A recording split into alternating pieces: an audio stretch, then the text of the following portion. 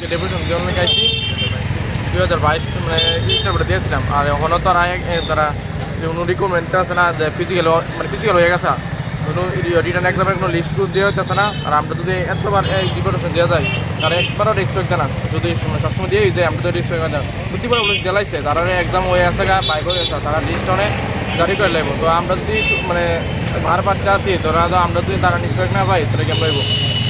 তারার দেওয়া যদি মানে সব কিছু হইতো তাহলে মাঠের ভিতরে লাঙ্গল দেওয়া করলো না। তারা তো মানে এই পদের দর নাই। এখন কি চাও তোমরা? আমরা চাই মানে প্রিয় আমাদের মানে রিটার্ন এক্সামের লিস্ট পুরো বাইর হোক। কতজন রয়েছে তোমরা? আমরা দিয়েছিলাম 12,000। না, কতটা পোস্ট ছিল? 249টা। তো মানে এখন কি সব প্রসেসিং শেষ? ফিজিক্যাল হয়ে গেছে, শুধু রিটার্ন এক্সাম আর ভাইবারটার লেগে আমরা মানে তার লেগে এতটুকু কিছু হয়েছে। এইটা অতি শীঘ্রই মানে জেলা 15 রেখে দিতে পেয়ে থাকতে পারে। কতদিন ধরে এই আটকে রেখেছে? আড়াই বছর।